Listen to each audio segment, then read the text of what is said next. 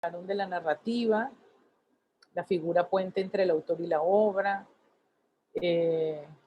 no se sabe bien lo que es, debe crear conexiones entre el autor y el espectador, aproximaciones, hablaron de una traducción, lector especializado, abre puertas, ventanas, línea editorial, propone una lectura, pero qué interesante, nadie habló del espacio.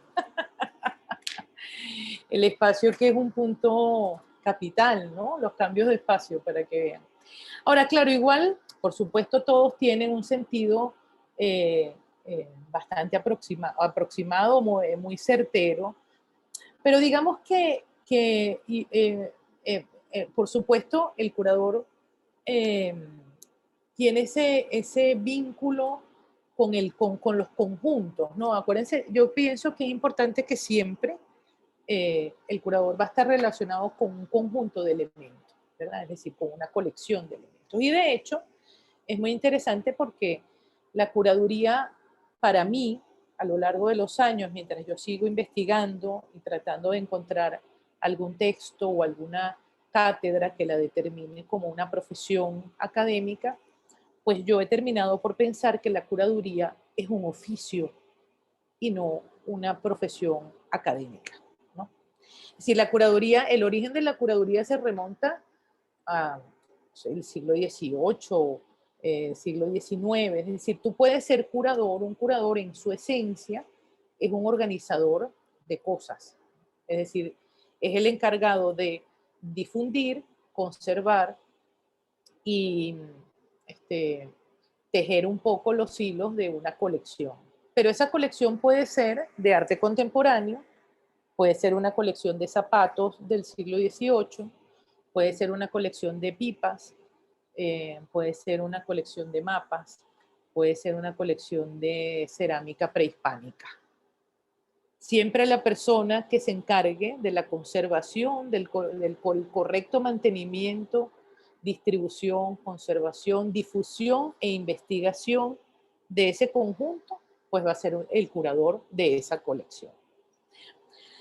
Eso le da un aire extraño, ¿no? Porque no, fíjense que incluso si nosotros estudiamos, hay dos libros de cabecera que van a ser nuestro guía, un libro fundamental que va a ser nuestra guía en este curso, que es el de Juan José Santos Mateo. Ahorita vamos a ver el Padlet donde está todas las cosas que yo voy a compartir y que vamos a leer durante esta trayectoria. En todos los libros, en todos los textos, el primer libro que yo compré como desesperada fue este libro de Hans Ulrich Obrist. Esto se ve, ustedes lo ven torcido, ¿no? Sí, ¿verdad? Se ve Se ve buenísimo. espejo. Ah, se ve bien. No, se ve perfecto. Ah, ok. Yo sí lo veo torcido. Bueno, cosas de la máquina. Se llama Breve Historia del Comisariado. Este es un libro que yo compré en una feria de Arco. Oye, yo tenía poquitica plata y lo compré con una desesperación porque dije, yo voy a conseguir en este libro la historia de mi profesión, ¿no? Desesperada por encontrarla. ¿Y cuál fue mi sorpresa? Después cuando lo abrí y lo iba leyendo, en el principio me puse muy molesta porque son puras entrevistas a curadores. Es decir, no había ningún programa, ninguna descripción, sino a través de la entrevista.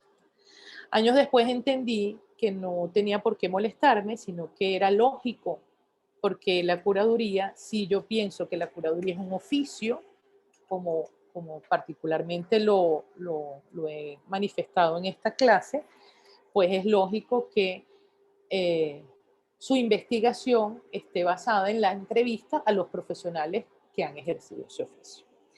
Después me conseguí con el libro que es el impulso de esta materia en especial, que es el de Juan José Santos Mateo, Curaduría de Arte en Latinoamérica, que son 20 entrevistas también, a quien, según Juan José, pues cambiaron un poco el arte contemporáneo y la concepción de la exposición de arte como reveladora de un discurso y de un sentido. Y también era entrevista, ¿no? Entonces eso, por supuesto, fundamenta que en la historia de la curaduría, pues vamos a estar siempre confrontados con un oficio cuyos puntos más extraños son principalmente la profesionalización de donde viene el ejercicio curatorial. En mi caso, por supuesto, o en la mayoría de los casos, hablando en el siglo XXI o en el siglo, finales del siglo XX, pues ese oficio se aprendía directamente en el sitio, que era el generador de la curaduría, es decir, en el museo. La mayoría de los curadores, desde María Elena Ramos, pasando por Luis Pérez Orama, no sé, casi todos de la Escuela de Letras, por cierto. La mayoría de los curadores son o de la Escuela de Letras o de la Escuela de Arquitectura. La mayoría de los curadores, pues, se formaron en el ejercicio museístico. Académicamente, incluso en la actualidad, no existe esa profesión dentro de un pensum universitario. Existen algunos diplomados, existen algunas maestrías, pero yo creo que ni siquiera un magíster curatorial como tal, sino ejercicios prácticos, ¿no? Talleres prácticos o instituciones que abren determinados eventos para que se formen como curadores en un lapso de tiempo. No obstante, aunque existan una gran proliferación, no obstante, no hay una metodología clara en ese sentido. Es decir, yo no puedo decir que hay un... Lorena, y en otras Sí, partes, una pregunta, ¿y en otras partes del mundo sí existe como una carrera universitaria o no? no existe. Existe la museología y la museografía, incluso la museografía sí existe como un ejercicio eh, de magíster, creo, y la museología, pero la curaduría como una profesión universitaria en ninguna universidad que yo conozca hasta ahora existe. Existe como programas alternos, por ejemplo, creo que el Whitney tenía un programa eh, para estudiar un año y tanto para hacer ejercicios curatoriales, pero un modelo, o sea, una carrera universitaria que yo te puedo decir, bueno, es que se estudian 5 años y está la curaduría, pues no existe como tal. Entonces, y tampoco en esas distintas ofertas, en esas amplias o distintas ofertas de maestrías o de diplomados, pues no existe como un modelo, ¿no? Una metodología o algo que una esas distintas investigaciones. Que sea un oficio tampoco es un problema, ¿no? Digamos, es igual como nosotros ninguno estudió en la escuela de letras para ser escritor. Ser escritor es un oficio, ser artista es un oficio y ser curador también es un oficio. Ahora bien, lo que vamos a ver aquí justamente, voy a tratar de compartir el Padlet, vamos a ver si me da la posibilidad de compartir la pantalla.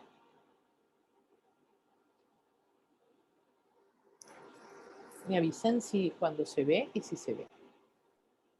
Sí, Eso se fue ve rapidísimo. bien. Ah, bueno, porque tengo el wifi del teléfono.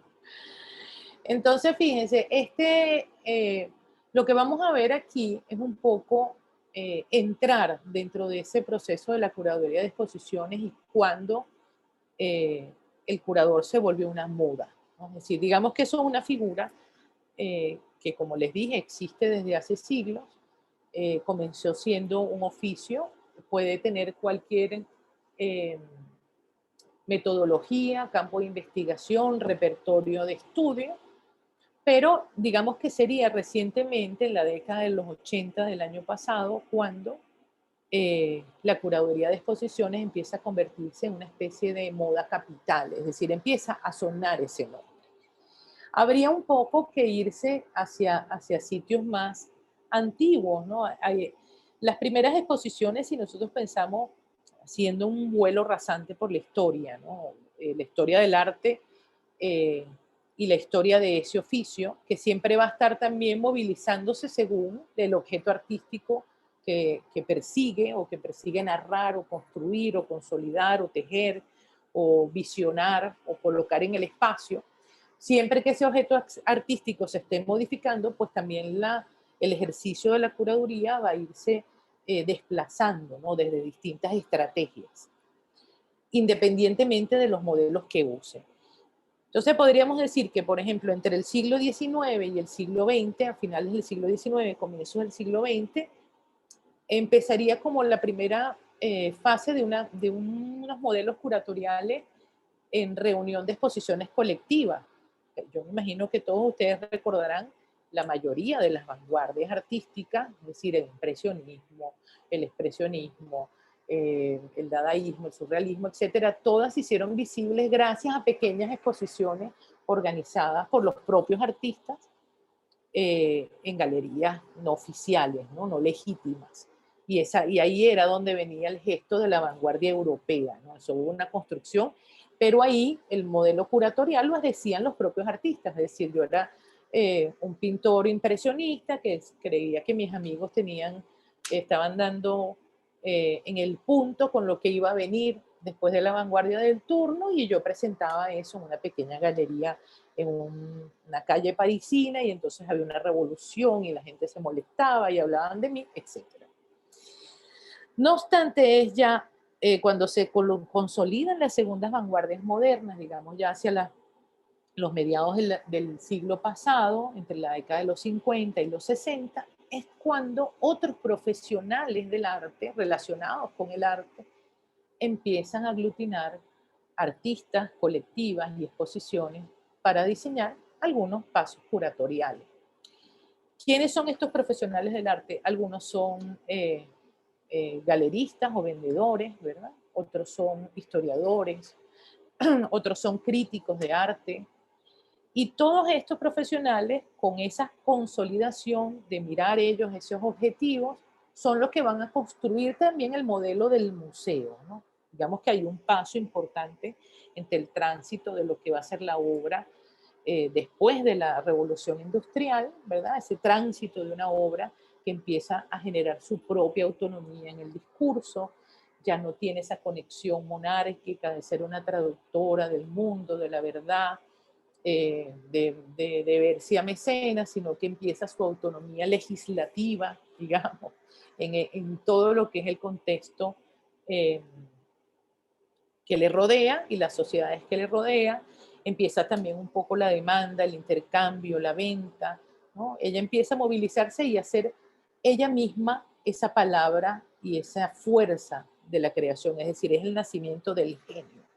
Entonces, ahí van estos mismos curadores, estos profesionales que todavía no se llaman curadores, ¿no? Son profesionales relacionados con las artes, también van a ser los que van a modelar la institución museo a nivel internacional. Estoy hablando en líneas generales y en un vuelo rasante desmadrado.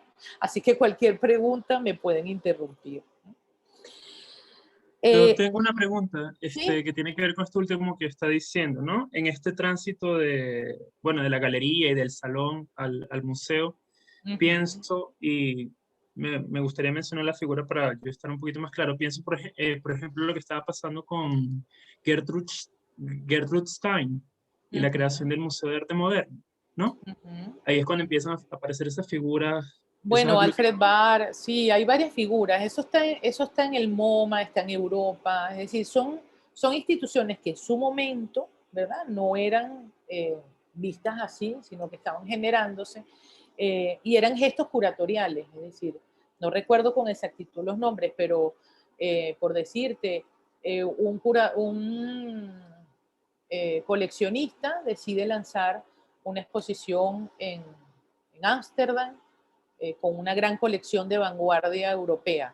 Y entonces ahí se empiezan como a sentar bueno, mira, esto hay que resguardarlo, ¿no? Y empiezan a sentarse esos perfiles, digamos que con el MoMA es en los años 40, después en los 50, Alfred Barr, que es uno de los primeros directores, o sea, empieza esa movilización de la institución museo como conservadora, ¿verdad? De todo ese patrimonio y de ese movimiento, que no iba guiado de la mano de los propios artistas, sino que empezó a estar guiado de la mano de otros profesionales dentro de la cultura. Okay. Pero sí, tiene que ver con el MoMA, tiene que ver con un montón de instituciones a nivel europeo, que no me quiero detener mucho en eso porque nosotros vamos a entrar al tema latinoamericano, pero que quiero pasar por allí para ver un poco dónde es el lugar en el que esa curaduría de exposiciones se va a volver un lugar del discurso dentro de nuestra cartografía, ¿no? Una pregunta, Lorena. Gracias. Peggy Guggenheim sería considerada una curadora. Sí, podría serlo, claro. Sí. Okay. Entonces, después, digamos, está esa consolidación de estos profesionales dentro de los museos. Todavía creo que no son llamados curadores. Empieza ya a moverse el nombre en la década de los 60.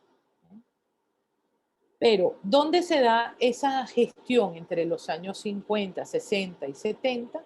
Pues fundamentalmente en Europa, en Estados Unidos y en Venezuela también. Aquí ya estábamos hablando de eso desde los años 60, cuando se empezaron a institucionalizar las figuras museológicas, museográficas. En nuestro caso siempre ha sido un caso ejemplar, ¿no? Frente a lo que es el arte latinoamericano. Fueron décadas muy prolíficas, ¿verdad? Donde se gestionaron grandes modelos museológicos, grandes modelos curatoriales, grandes modelos museográficos, y muchos de los crecimientos, pues, de Colombia, Argentina, Chile, mandaban a pasantes a Venezuela a formarse en curaduría, a formarse en museografía, a formarse en registro, en conservación, etcétera, ¿no? Ahora bien, es justamente ese lapso, ¿no? Entre la década de los 70 y de los 80, cuando empieza a surgir una figura, y esto va a ser un punto que a mí me va a interesar mucho, una figura o una forma de aproximación o interpretación, ¿no? En la curaduría de exposiciones, en todos esos campos de desempeño, que es el curador como creador. Ese curador como creador puede ser, provenía también de artistas que fueron curadores, que se consolidaron como curadores, o de curadores que se manejaban dentro de ámbitos mucho más en diálogo constante con los artistas que estaban trabajando, ¿verdad?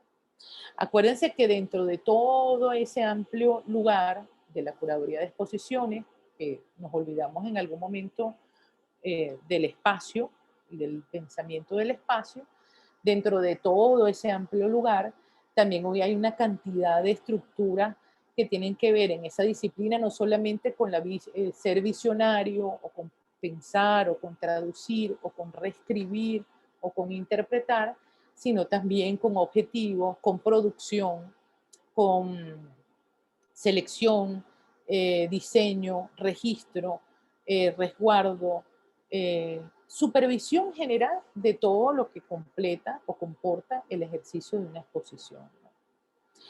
Esa discusión del curador como creador es un punto bien interesante, fue una discusión abierta que se dio a finales de la década de los años 90, donde comenzó a ponerse en juego, y fíjense que Marianne lo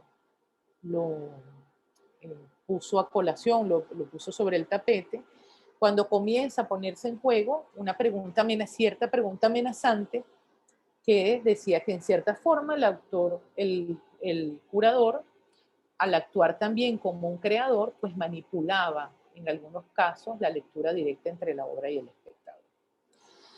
Entonces ahí vamos a tener el amplio paradigma o el abanico de los modelos curatoriales. Va a ir desde la curaduría extremadamente institucional, que es una curaduría donde la obra tiene una presencia en sí misma y la figura del curador es incluso casi invisible, ¿verdad?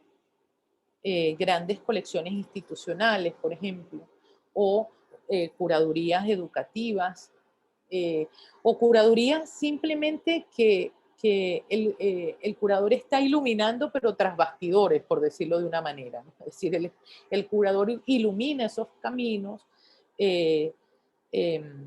va entretejiendo esos llamados, va deliberando y consultando con todos los procesos de producción que implica una curaduría, pero su figura no aparece. Es casi invisible. La obra tiene una preeminencia absoluta y una autonomía. La disposición y los nexos y las relaciones de esas obras en espacio parecieran estar solas y en sí mismas. Vamos a ir desde ese lugar, ¿verdad?, hacia otro sitio, que sería el lado opuesto o el extremo, donde el curador aparece como un creador también. Es decir, la presencia, además del curador, tiene algo también de construcción poética, ¿no?, de su propia hilvanación dentro del espacio, y su mirada está dialogando abiertamente con esa obra. Entonces, esos dos puntos son los dos puntos equidistantes de un amplio paradigma de distintos modos, donde una curaduría puede aproximarse hacia un lado o hacia otro, teniendo más preeminencia el curador como creador, o teniendo más preeminencia el curador como un organizador invisible. Eso sería, según, gracias a la acotación de Marco, como un narrador omnisciente, ¿verdad? y un narrador protagonista, ¿eh, Marco? ¿Cuál es el opuesto? Es que se me olvidó, son muchos No, años. bueno, lo podemos plantear así, es verdad. Tenemos el omnisciente invisible en el que nadie repara, ¿verdad? Ajá. Y después tenemos a ese dudoso, ¿cómo es que lo llaman los estadounidenses? Eso El tiene un narrador nombre. sospechoso, el narrador del que se duda, ¿verdad? Como el Se de llama Lolita. narrador sospechoso. No sé, no recuerdo el nombre. Bueno, Esa categoría no averigüen me eso gusta. porque eso me encantó. Unreliable narrator, el narrador el desconfiable. Unreliable narrator. Ve, Ese, pobrecito el curador artista, nadie confía en él. sí, básicamente. No, bueno, pero es que no tiene que decir que por eso es malo. Es decir, una curaduría no es mala porque haya un curador omnisciente o un curador sospechoso, sospechosamente artista, sino porque es decir, la curaduría también, todos los modelos responden, ¿verdad?, a una argumentación, a un repertorio y a una forma de poner esas relaciones en el espacio. Hay una pregunta, y me imagino que también tiene mucho que ver en la naturaleza misma de las obras que estás tratando. O sea, si se trata diferente un curador que es de una colección, que trabaja para un coleccionista, diferente un curador que trabaja dentro de un museo, con una colección de museo, o con algo que sea itinerante, Pero es que depende, o para no. una galería. No. O sea, claro, por supuesto que las instituciones y las fundaciones van a tener sus formas de dialogar, pero también eso es curaduría, ¿no? Es decir, la curaduría tiene que ver con el ejercicio desde el museo, ¿verdad? Es decir, un museo tiene un perfil de investigación y tiene una determinada colección de obras.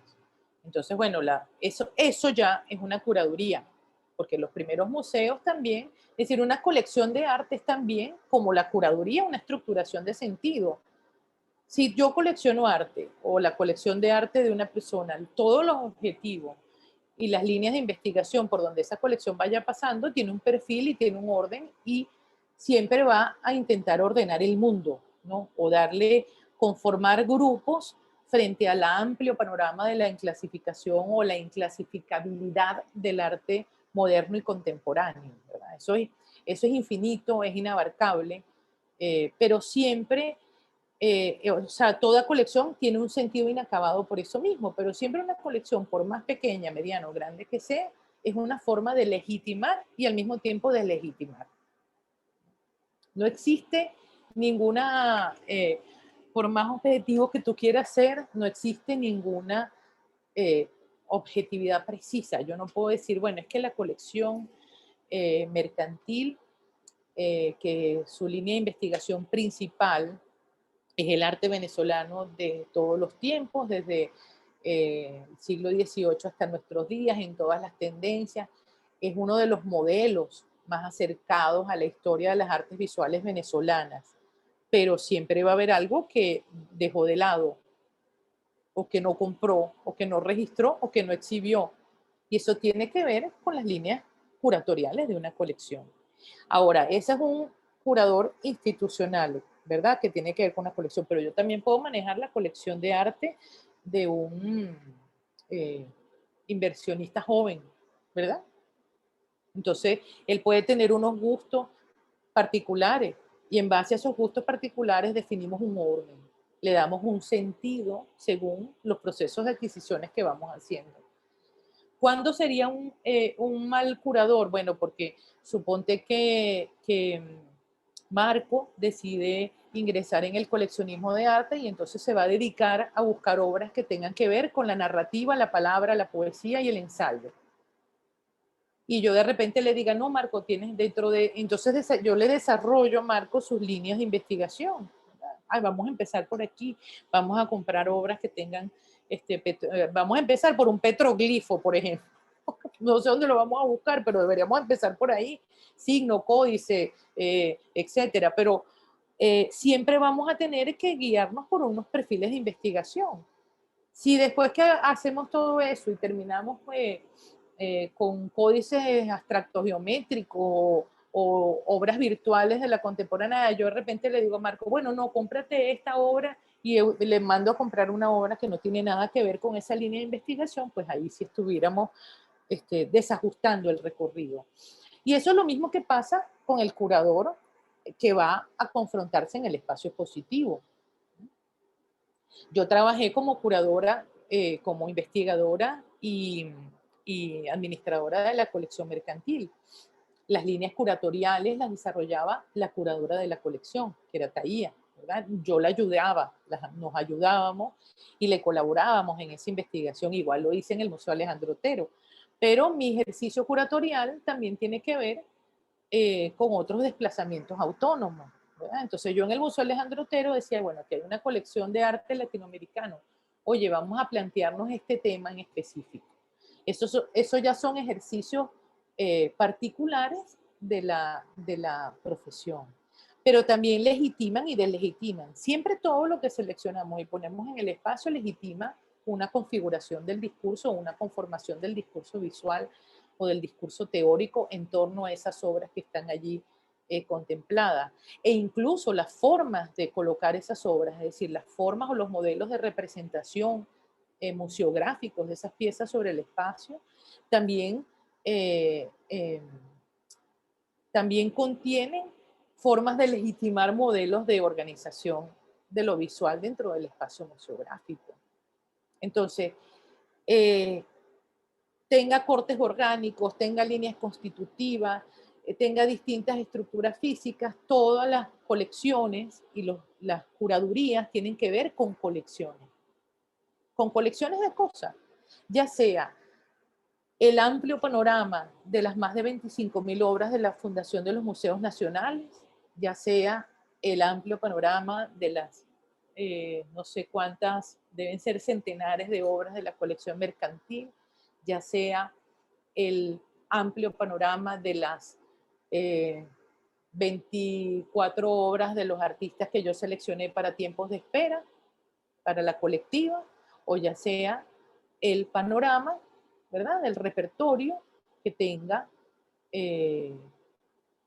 Marian Sucre en su taller de trabajo para hacerle una individual.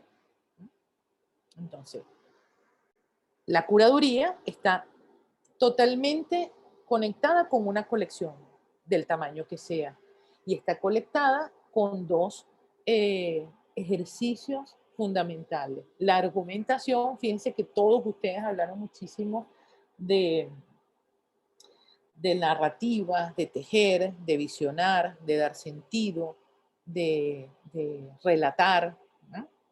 Y el repertorio. ¿No? El repertorio son todos los objetos que están allí y que se pueden conformar como grupos para dar una estructuración de sentido. ¿Verdad? Pero ¿dónde es el único lugar que vamos a poder constatar que esa estructuración tiene un sentido? En el espacio expositivo. Por eso el espacio es muy importante a la hora de hablar de un proceso curatorial. Y este va a ser un momento, estas materias de arte contemporáneo siempre son delirantes porque ellas van creciendo, ¿no? Se van modificando. Y este va a ser un momento interesante para nosotros ahondar en esas prácticas porque, bueno, los espacios cambiaron, ¿no? Por ejemplo, lo que me pasó a mí con la exposición de tiempos de espera. Yo no les puse esos textos allí pero lo vamos a ver en el curso. Vamos a ver algunas cosas. Yo voy a hablar de algunos ejemplos generales antes de que entremos en los textos de la curaduría, para hablar de algunos ejemplos generales y entender todas esas dudas, porque el tema con la curaduría es que también hay muchos prejuicios en torno a ese ejercicio, ¿no? Y se tiende como a estereotipar a la curaduría de algún modo extraño, ¿no? Por ejemplo, en nuestro caso o en varios casos también se habla de preferencias, de favoritismo, como si la curaduría tuviera que demostrar una historia especial de las artes. No, siempre es muy contradictorio, ¿no? Porque está nadando entre aguas turbulentas, ¿no? Entonces, también, por ejemplo, el desplazamiento del crítico. El crítico de arte dejó de existir y empezó, la crítica se ha desplazado por la curaduría, ¿no? Ya el crítico no tiene esa visión tan evaluadora. La crítica la relacionan con las ciencias sociales, a la curaduría incluso la relacionan con una técnica. A la medida en que el mundo contemporáneo también va cambiando, se va modificando, pero sí es un espacio muy indescifrable, ¿no? Yo diría que ha sido como determinado también por muchos prejuicios, ¿no? Para mí la curaduría es de algún modo, y es mi concepto más generalizado, ¿no? Lo he escrito en algunos textos, ¿no? Como les dije antes, la legitimación y presentación de una forma de aproximación e interpretación de lo otro, ¿no? De esa otredad, constituyéndose también, y para mí puede constituirse como una poética. Es decir, yo sí creo que el ejercicio curatorial escribe cosas particulares en el espacio. Y yo debo confesar, lo van a ver y lo voy a exponer, que he rayado, por supuesto, hasta me pusieron en una invitación de exposición, he rayado las sospechosas sendas del narrador, ese sospechoso que se cree artista. De verdad lo ha hecho, ¿no? Es decir, con la palabra también intentando aglomerar formas sensibles en el espacio, ¿no? Pero es una forma especial para mí de hilvanar o de discurrir en torno a las variables de la historia también, ¿verdad? Puede ahondar en los discursos de la propia obra que uno está trabajando o en las problemáticas desprendidas de esa capacidad intelectiva y sensible que está desarrollando ese sujeto articulante. Es decir, el curador es un sujeto articulante. Y yo le digo autor-curador. Para mí la curaduría tiene que ver digamos, esa es la parte ideal, utópica, ¿no? Un poco de esas relaciones que uno puede desarrollar entre la obra, el espacio y el espectador, pero también tiene que ver con una cantidad de campos de desempeño de producción, ¿no? Es decir, que nunca se estudian o que siempre se olvidan. Hay una supervisión constante de todos los elementos y para mí la curaduría es como una dirección de orquesta. Si yo pudiera pensar en una personalidad o una profesión cercana, sería un director de orquesta. O sea, hay que poner en ejercicio la virtuosidad de todos esos elementos que están allí para que esa sinfonía pueda sonar adecuadamente. Hay curaduría. Sí, adelante. Permiso. Entonces, según lo que te estoy entendiendo, el curador puede o está dentro de sus funciones intervenir en la inspiración del artista, ¿o no? O sea, como que darle unos insights, ¿no? Mira, eso depende mucho, Annelise, es que es muy difícil hablar aquí porque no quiero que nada de lo que yo diga suene como definitivo, porque todos los modelos son posibles, es decir, hay modelos curatoriales que son modelos netamente educativos y que funcionan correctamente. Hay modelos curatoriales donde está el curador omnisciente, ¿verdad? Que maneja todos los elementos, lo pone en el espacio, la gente ve la exposición y ni siquiera se pregunta quién la curó. O ni siquiera hay un texto del curador en la sala, porque no es necesario. Y eso puede funcionar correctamente. Hay veces que el curador, yo por lo menos, la próxima clase vamos a ver, yo les tengo una presentación en PowerPoint donde vamos a ver ejercicio por ejercicio, distintos modelos curatoriales que yo he hecho para que justamente hablemos de eso, ¿no? Es decir, yo he trabajado en modelos curatoriales netamente didácticos, en modelos curatoriales donde la presencia del curador no importa, en modelos curatoriales institucionales, en modelos curatoriales más narrativos, y también de dónde, depende mucho de dónde proviene ese curador, cuál es su profesión. Cuando yo por lo menos vengo además de venir de la escuela de letras, también vengo del teatro. El teatro es una puesta en escena, la curaduría para mí tiene mucho que ver con la puesta en escena.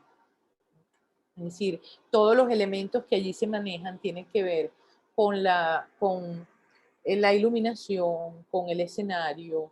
Y para mí el artista es un actor. Yo tengo además, vengo de un tipo de teatro donde hacíamos investigaciones colectivas, es decir, yo no vengo de un teatro clásico donde, bueno, vaya a estudiarse ese papel y parece ahí, a ver si lo dice bien. No, nos sentaba el director y nos decía, bueno, vamos a empezar el nuevo proyecto de montaje, ¿de qué quieren hablar?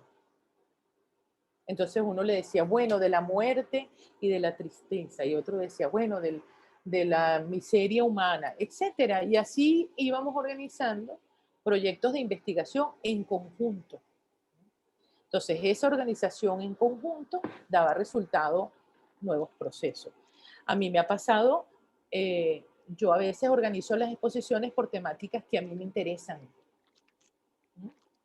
Por temáticas que a mí me interesan e invito a artistas que yo sé que pueden engranarse en esa temática y producir obra. A mí me encantan las exposiciones en las que yo estoy produciendo obra, por ejemplo, ¿no? Es decir, que los artistas están produciendo y estamos leyendo cómo va ese proceso mientras yo voy armando el proyecto curatorial. Pero eso no quiere decir que obligatoriamente tenga que ser así, ¿sí me entiende? Eso es muy importante. Hay otros, sí, ya va para terminar la idea, hay otros curadores, ¿verdad?, que van a los talleres de los artistas y dicen, bueno, vamos a ver tu trabajo porque yo tengo una colectiva. Va esta obra, no va esta, y no le explican ni siquiera por qué. Eso es un estilo. Y eso no quiere decir que el proceso esté mal o que la exposición vaya a ser mala por eso o esté mal hecho el ejercicio, ¿no? A ver, Marily era la que iba a preguntar algo, ¿verdad? Sí, una pregunta que te iba a hacer, porque ahora de que hablas de la puesta en escena, entonces me queda como la duda de qué se encargaría la museografía y dónde Es se el diferencia de la escenógrafo. curaduría. Es el escenógrafo. Es decir, la museografía se diferencia de la curaduría porque la curaduría tiene que ver más con un espacio de, de construcción de contenidos. Para mí, fíjate qué interesante esa pregunta que ha hecho. Yo por lo menos no necesito trabajar con alguien a nivel curatorial. Por lo general no trabajo en pareja, no trabajo en conjunto. Y por lo general no necesito que alguien me ayude a escribir, porque yo escribo. Pero yo sí necesito un museógrafo y sí necesito un diseñador. Y cuando encuentro la misma figura en uno solo, es 3000 veces mejor, que es museógrafo y diseñador. Te puedo hablar de los maravillosos museógrafos y diseñadores con los que he trabajado, que por lo general, cuando ese museógrafo y diseñador también es artista visual, pues es rematadamente mejor. Pietro Daprano, Emilio Narciso, José Luis García, con quien trabajo ahorita. Y en alguna época trabajé también con Pedro Quintero, en esas figuras dobles. Miguel jamás en su vida iba a necesitar un museógrafo, porque Miguel era un curador museógrafo, pero Miguel no escribía. Entonces Miguel buscaba un documentalista o un investigador como Constanza Derogati, como Aiza Sánchez, como yo en algunas oportunidades, que le escribiera los textos de sala, escribiera los textos de los artistas. Ariel Jiménez. Ariel Jiménez es curador, museógrafo y escribe. Es bastante autónomo. Y se monta en las escaleras y pone los clavos y monta las piezas. ¿Mm? Entonces, claro, entiendes que es muy relativo, ¿no? Es decir, yo no te puedo decir exactamente. Claro, ¿qué es la museografía? La museografía es afinar las líneas de la investigación para que ese proceso o esas preguntas o esas texturas o esos tejidos o ese hilvanado que está en la propuesta curatorial pues se haga visible en el espacio. Es muy importante. Sin una buena museografía, una curaduría es nefasta, no va a saber decir lo que tiene que decir. O va a silenciar sus contenidos, ¿no? Por eso es una puesta en escena. Si pensamos en la dirección teatral, que es donde yo más relaciono el discurso curatorial, o más me gusta sentirme identificada, es como lo siento, el museógrafo vendría a ser para mí como un escenógrafo y como un puestista, porque incluso en las piezas teatrales puede haber un director de la obra y un coordinador de la puesta en escena, que es el que decide dónde están los elementos, tanto los elementos de la escenografía, como los personajes, como la iluminación, como los colores, como el sonido. Entonces, son cosas que van de la mano, que en algún caso, la mayoría de los curadores que vienen del área de la arquitectura o que se desempeñaron en ese trabajo montando ellos mismos, pues no necesitan un museógrafo. Yo tengo las ideas de la museografía, por supuesto, yo pienso en el espacio, pero yo prefiero hacer ese levantamiento con otra persona que esté dialogando conmigo y llegamos a algunas conclusiones. También Manuel Eduardo González, por ejemplo, es un curador, museógrafo, es un museógrafo artista maravilloso que me ha ayudado a resolver cosas estupendas. Yo siempre ando con esas parejas, con unos parejos. Y los artistas, cuando son artistas, a mí me gustan mucho porque el artista tiende a pensar en todo como en una sola obra, ¿no? Es decir, yo le doy a Pietro Daprano, le digo, Pietro, tengo una colectiva donde hay pintura, dibujo, escultura, video, performance, instalación, de tamaños distintos todo. Hay cosas de 20 centímetros por 20 centímetros, hay una instalación de 3 metros, formatos diferentes, y yo le doy eso a Pietro y digo, ayúdame a organizar esto en el espacio. Y él todos esos elementos los va a consolidar pensando en que está haciendo una obra. Aunque no lo diga, y aunque yo no se lo diga, siempre va a estar esa conceptualización allí. Ah, bueno, Fabiola trabajamos con Manuel Eduardo en una exposición de Fabiola allá en Samambaya. Pero, como te digo, Marily, es completamente relativo. Algunos curadores escriben, otros no escriben, otros son curadores museógrafos, otros tienen otro tipo de ganancia, algunos simplemente seleccionan, etcétera, y se arman los equipos de trabajo. Hay otra pregunta, yo me quedé. Sí me escuchan, ¿verdad? Es que cuando se ponen todas las ventanitas cerradas, a veces creo que se puede estar yendo. Creo que se fue. Sí, te escucha bien. Ok, me asusto. Lorena, una pregunta, es Elizabeth. Ajá. Cuando el curador ya ha investigado el grupo de artistas diversos que va a exponer, que va a trabajar con esto, y cómo piensa el espacio para que todos estos artistas... Antes que eso, el espacio es importante, antes de, en la investigación, el espacio, por la dimensión de los artistas. No sé, estoy como que pensando en ese plano, más bien como un plano arquitectónico, para después diseñar esa exhibición con todos esos artistas, dependiendo de los medios de los artistas, video, escultura, lo que sea, claro, en ese no, espacio. tiene que ser, es decir, todo proyecto tiene que ser factible, ¿no? Es decir, tú no te puedes proponer, bueno, voy a hacer una exposición de videoarte o de instalación internacional, y yo, el espacio que tengo es, no sé, la, la Galería de Carmen. Perdón, Feli, pero es que es chiquita. A menos que lo haga afuera. O sea, uno tiene que modelar, o sea, tú tienes que pensar todo el tiempo en eso. Fíjate, tiempos de espera, que es la exposición esta que yo hice con GBG el año pasado, que está en Instagram. Mira lo que nos pasó.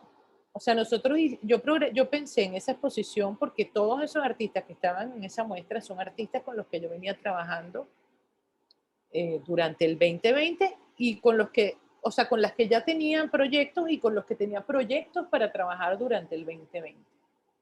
Frente a la suspensión de las circunstancias, es decir, de todo lo que nos pasó, yo, no sé, avanzado el mes de marzo, hace un año, ya en abril me empecé a angustiar, vi que todos estaban súper deprimidos, la exposición de Isabel Cisneros se nos había quedado pasmada ahí en el BOD, no sé, Yoshi casi no quería hablar, etcétera. Y yo dije, bueno, vamos a hacer algo de lo que ellos están trabajando. Y ahí es donde se me ocurre, y se me ocurre de la manera más sencilla. Dije, bueno, vamos a hacer una exposición por Instagram, donde ellos vayamos hablando de lo que han estado haciendo durante esta época y de sus procesos de trabajo, de lo que ellos han estado construyendo. La exposición tuvo mucho éxito. Después les contaré con video y con todo más o menos de esa muestra. Pero después entonces vino la exigencia, o no la exigencia, sino la demanda de que la gente la quería ver en el espacio. Y bueno, para mí esa cosa del Instagram fue confrontarme con un espacio museográfico del tipo de emisión de la retícula del Instagram. Bueno, ustedes lo conocerán y seguramente los que trabajan con gerencias y con redes sociales o con communities o con fundaciones, pues esa retícula tiene un diseño para que sea visible, para que sea dinámica y para que sea atractiva. Entonces diseñamos entre José Luis y yo, ahí es cuando yo empiezo a trabajar con José Luis, él me dice, bueno, mira, vamos a diseñarlo, y yo digo, no, lanza todo eso en un carrusel, y me dijo, te volviste loca, no sabes nada de redes sociales. Me dijo, eso hay que irlo sacando de 2 días a 3 días por artista, vamos a ir sacando una obra por publicación en el feed, así se va construyendo la retícula. Ahí yo aprendí de la retícula. En resumidas cuentas, antes de que veamos esto, eran 10 obras por artista lo que estábamos mostrando. Por supuesto, Elizabeth, cuando fuimos a GBG, pues hubo artistas que no podíamos poner las 10 obras. O sea, el espacio siempre tiene una consideración importante en ello. Entonces, en el caso de Jorge Pisani, que tenía 10 piezas de 2 metros mínimo cada una, pues pusimos una sola. Pero tú intentas, ese caso de tiempo de espera es interesante porque intentamos hacer la relación de una misma exposición, por eso me pareció interesante comentarla a partir de lo que me preguntas, porque es una misma exposición en 2 emisiones espaciales diferentes. ¿Sí me copian? Excelente, excelente. Y es distinta. Es decir, yo hice una misma exposición, 2 exposiciones distintas. Y esas 2 diferencias tienen que ver con los espacios, con el medio de difusión, con el diseño, con el tipo de museografía, que en este caso nos interesa mucho porque también corresponde a un espacio virtual, que es otro tópico que además nos viene a confrontar en esta pandemia y en este contexto, ¿no? Y del que vamos a estar hablando después de esto, ¿no? O sea, que vamos a estar conversando porque es muy delicado también lo que está pasando con ello, ¿no? Cuando el espacio virtual puede ser borroso para una propuesta museográfica o para una propuesta curatorial. Cuando puede ser manipulador, engañoso y malo. No todo lo que se pone cuando uno intenta hacer el levantamiento, o sea, personalmente para mí, intentar hacer un plano 3D para que la gente por un teléfono ande una flechita diciéndole para dónde va, honestamente me parece un fracaso sine qua non.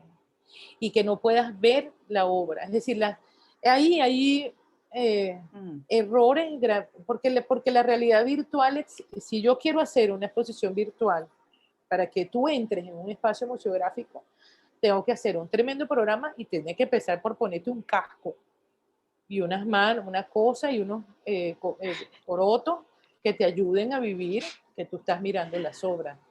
No voy a hacer ese ejercicio soso en un espacio que no corresponde. La difusión también es importante. Entonces lanzo una exposición virtual que tiene 20 visitas y más nunca nadie supo qué pasó con esos videos ni con esas obras. O sea, y todo, eso es un nuevo espacio. Y como un nuevo espacio, un nuevo medio de difusión. Y va a tener también sus diferencias estructurales a nivel curatorial, tanto como lo pueden tener hacer una exposición de escultura en un espacio abierto, como lo puede tener hacer una exposición en la caja del Centro Cultural Chacao, como lo puede tener hacer una exposición en el Museo de Arte Contemporáneo del Zulia. ¿No? Igual, traslaciones, la exposición de Isabel Cisnero, bueno, en el BOD es una sala gigantesca.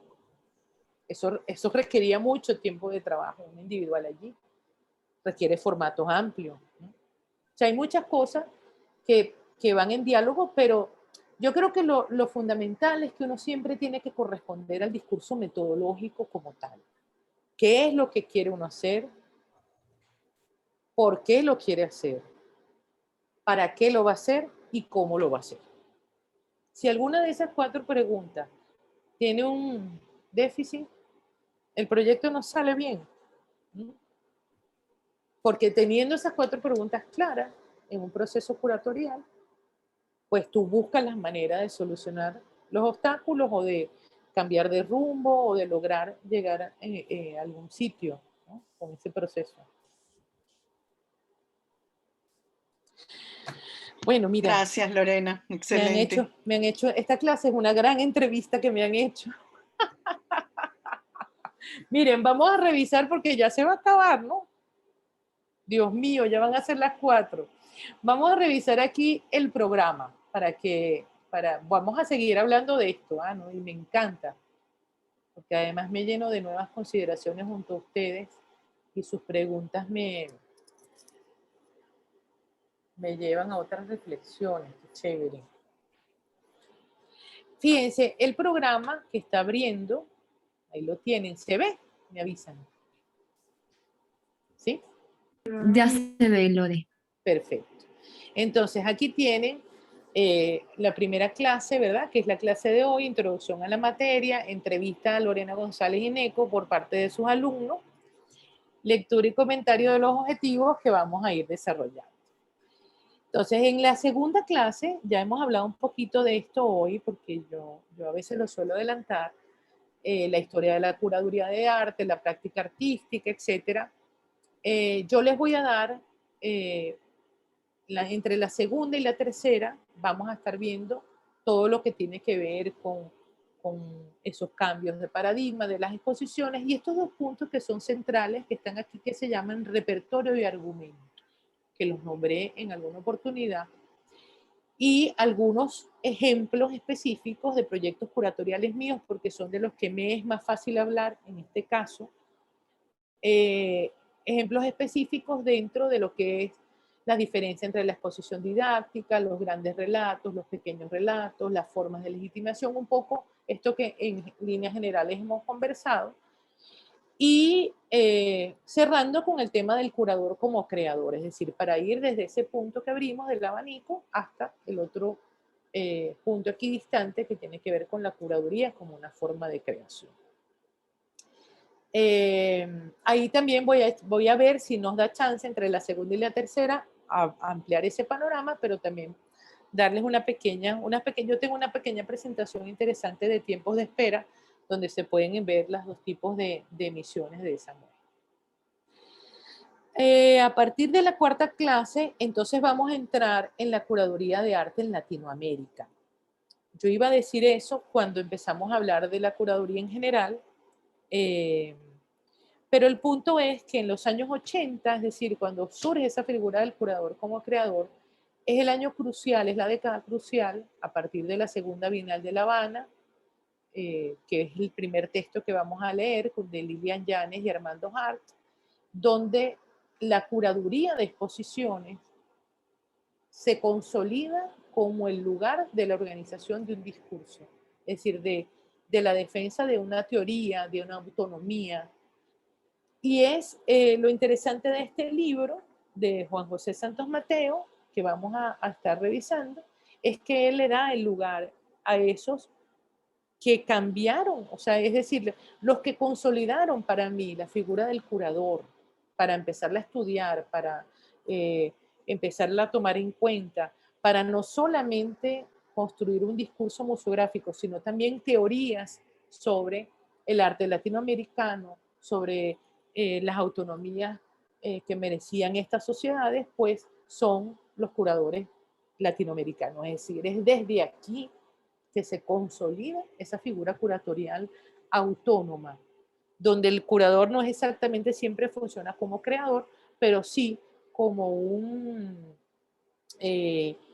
como un escritor dentro de esa organización del mundo, dentro de esa ubicación del lugar y del discurso dentro del lugar de la exposición. Entonces, vamos a estar, fíjense, voy a pasar rapidito por aquí la cuarta clase, revisando conmigo algunas de estas entrevistas y videos que van a tener, que tienen allí en el Padlet, que ya está completo, algunos textos paralelos, etcétera, sobre esas exposiciones que vamos a ver. Yo voy a hablar de la Bienal de La Habana, del Museo Bailable, que es el caso de Argentina, Antiamérica, que es una de las primeras exposiciones que estuvo además aquí en Venezuela, de cartografías, curada por Ivo Mezquita, que también estuvo en el Museo Alejandro Otero, Mesótica, de Centroamérica, donde está la inquietante y maravillosa figura de Virginia Pérez Ratón, La invención de la continuidad, que es una gran exposición de arte contemporáneo venezolano de Luis Pérez Orama y Ariel Jiménez, la Bienal de Sao Paulo, de Paulo Herkenhoff, que es la Bienal de la Antropofagia, que es una de las mejores bienales que ha habido en la historia de esa bienal, Lo impuro y lo contaminado, con mi novio Gustavo Buntix, que es una maravilla de creador, que generó además una cosa que se llama el micromuseo, el Museo del Cerro, el artista como etnógrafo y el curador como cartógrafo, y Utopías Invertidas, Avant-Garde en Latinoamérica, de Mari Carmen Ramírez. En todos estos que vamos a hablar, yo voy a estar hablando, vamos a hablar de distintos modelos curatoriales. Ahora bien, esto va a ser hasta la clase número 7, ¿verdad? Que yo voy a cerrar con Utopías Invertidas de Mari Carmen Ramírez. En la octava, novena y décima clase nosotros vamos a acudir a las exposiciones de los alumnos. Voy a salir de aquí un momentico. No sé cómo salir. Ay, Dios mío, ya va. Es una cosa. Ya. Vamos a acudir a las exposiciones de los alumnos. Aquí van a ver ustedes todo. Vamos a ir leyendo. Yo les voy a poner en amarillo lo que sí tienen que leer o que podrían leer para la clase siguiente, para que en el Padlet lo tengan. Y aquí yo tengo capítulo por capítulo lo que vamos a ir leyendo cuando empecemos a hablar de este texto de arte latinoamericano, ¿no? El prólogo y la introducción, después está la Bienal de La Habana, algunos textos, videos, que eso es para que los vean y vengamos a la clase a conversar, lean y vengamos a conversar de todo lo que yo les he hablado hasta hoy. Y yo voy a cerrar con Mari Carmen. Las exposiciones, ¿de qué se trata? El sistema de evaluación de este curso, que yo lo he hecho en otros momentos, los muchachos ya saben, los que han visto clases conmigo, mi sistema de evaluación, yo no les voy a pedir comprobaciones de lectura. Mi sistema de evaluación siempre va a ser, al final del curso, una exposición y me van a entregar unas 2 o 3 cuartillas sobre su proyecto expositivo, cada uno. Ustedes son 12, ¿verdad? ¿Aló? Lore, sí, ya te comento por acá. tenemos en el listado de DAC 2 12. aproximadamente 12 personas confirmadas. Ok. Entonces podemos hacer, fíjense, como son 3 días de exposición, podemos hacer 6 grupos de 2 personas, ¿verdad? Que expongan 2 por día, es decir, 2 grupos por día de exposición. Eso lo podemos organizar al comienzo de la clase que viene porque ya creo que estamos cerrando la hora. Lo que quiero que piensen de aquí hasta el miércoles que viene. Ustedes pueden hacer exposiciones que tengan que ver con los textos. Este libro de Juan José no son yo doy 10, creo, hablamos 10 de las exposiciones, son 20. No nos da tiempo de hablar de las 20, no da tiempo en las 10 semanas. Entonces ustedes pueden pensar en exposiciones de este libro que yo haya dado o que no haya yo dado, preferiblemente las que yo no haya dado que puedan nutrir. O también que hice el ejercicio el trimestre pasado, en el diplomado pasado, en la pasada corte, pues presentaron proyectos curatoriales. Como vamos a estar hablando tanto de curaduría, como ustedes están muy interesados en curaduría, como vienen de ingeniería, de las artes y de las letras, y pueden trabajar en esas producciones de contenido, pues sería muy chévere que ustedes presentaran unas exposiciones finales que tengan que ver con proyectos propios, utópicos o no, realizables o no, pero ejemplificando algún tipo de modelo curatorial de los que vamos a estar viendo. No sé qué les parece. Voy a dejar de compartir la pantalla para verles las caras a todos porque ya vamos a hacerlo.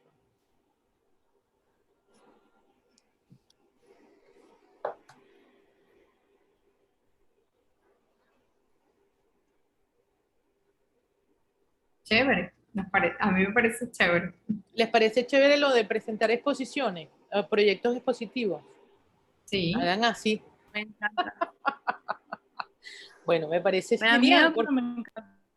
No se asusten, no se asusten. Yo creo que eso puede ser chévere y son un grupo bueno para ello. Puede ser bien interesante.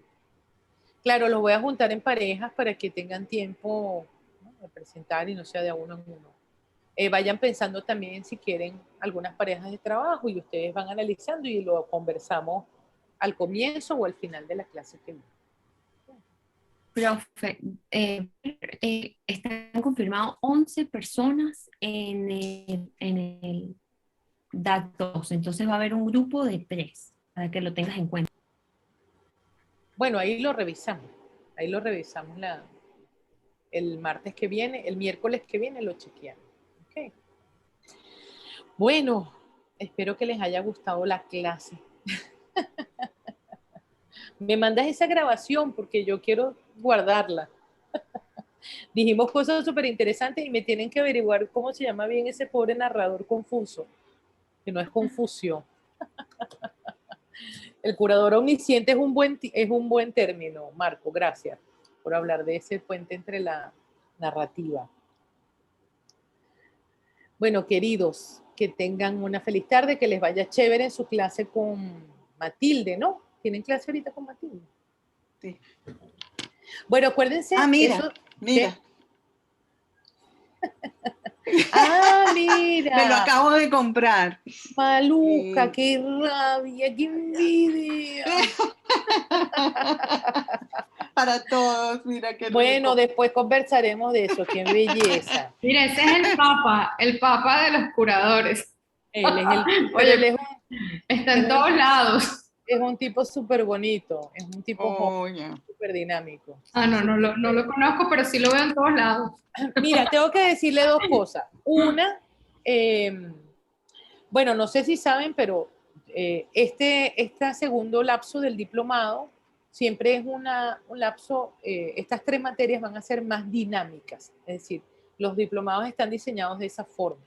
Los 3 primeros El primer trimestre, esas 3 primeras materias son de carga más teórica, más reflexiva, y estas 3 materias van a ser más dinámicas y seguramente tanto yo como las 2 profesoras que van a tener, Matilde y Nancy, pues les van a pedir exposiciones, movimiento, trabajo, dinámicas, intercambios. Es decir, tiene esa característica porque la idea es que se ejerciten un poco, que también sea un ejercicio dentro de las contenidos que estamos dando.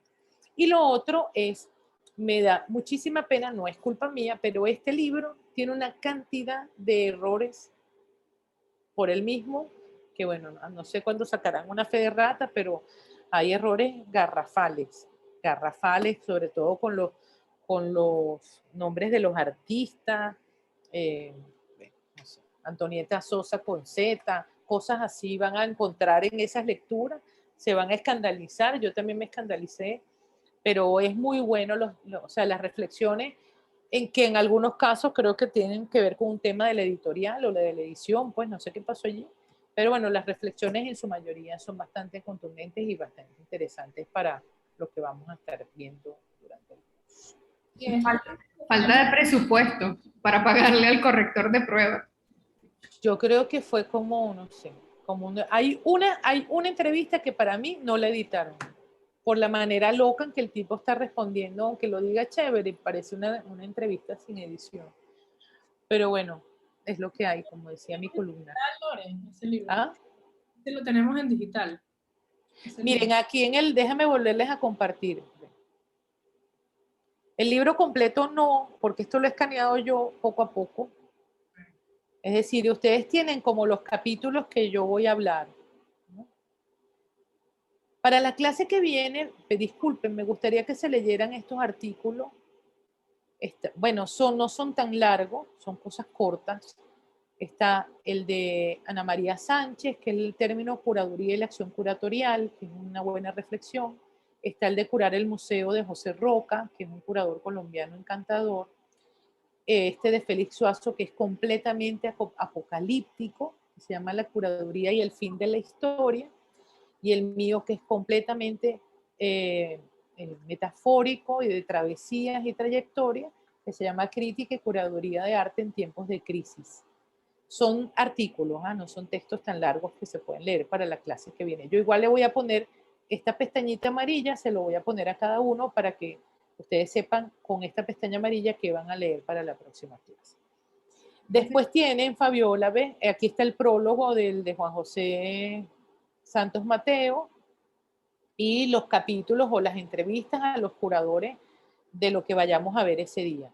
¿Ves? Aquí está el de la Bienal de La Habana, digitalizados por mí con el CamScanner, el Museo Bailable, Anteamérica, cartografías, mesótica, la invención de la continuidad, la Bienal de Sao Paulo de Pablo Herkenhoff, lo impuro, lo contaminado de mi novio Gustavo Buntix, el Museo del Cerro y Utopías Invertidas. Claro, aquí hay más cosas. Si, por ejemplo, para su exposición no quieren hacer un proyecto curatorial, sino que quieren hablar de la Trienal de Chile, que está aquí, bueno, yo se los escaneo y se los mando. Yo igual le voy a mandar esta imagen a Pame, perdón, del índice, y ustedes me dicen si quieren, se los mandé, si quieren investigar otra cosa. La Sala Mendoza tiene ese libro, Pamela. La Sala Mendoza lo tiene. No sé si podrían, no sé cómo están las cosas, pero lo podrían escanear, no sé completo. También tienen que disculpar un poco mi escáner, pero hago lo mejor que puedo. Vamos a ver cómo, cualquier cosita, que falte una página o algo así, me avisan. Creo que no. Y creo que también se compra por internet. Vamos a ver cómo voy a dejar. Profe, Alberto Morrer también lo tiene y te ofrece hacer un... Alberto llegó Ay, ¿dónde está tarde por un Alberto? tema Ay, técnico. ahí está. Hola, Alberto. Cónchale, vale. Yo decía, Alberto me abandonó. Qué tristeza tan grande. Abre ese micrófono para escucharte. Estaba hablando en silencio. Sí, perdona, llegué un poco tarde, lo siento. No, tranquilo. Me tranquilo. escabullí llegando tarde. No, está bien, qué bueno que llegaste. Bueno, si Alberto se puede ofrecer a escanearlo completo y se lo manda, chévere. Igual ahí tienen los que vamos a leer, de los que vamos a trabajar. Okay. Bueno, entonces nada, nos vemos el próximo miércoles. Ya les voy a anotar ahí que se van a leer con su etiquetica amarilla y muchas gracias por todo. Me encantó esta clase. Gracias, Lorena. Gracias. Happy weekend. Feliz fin de semana, sí señor. Sí. Feliz fin de semana y Chao. cuídense mucho. Bye. Gracias. Chao. Ahora, recuerden mandar el link del Padlet. Ay, déjame ponerlo. Espérate, lo voy a Ok. poner. Mándamelo y yo se los envío por el grupo de WhatsApp. Pero tú lo tienes. Ah, miren.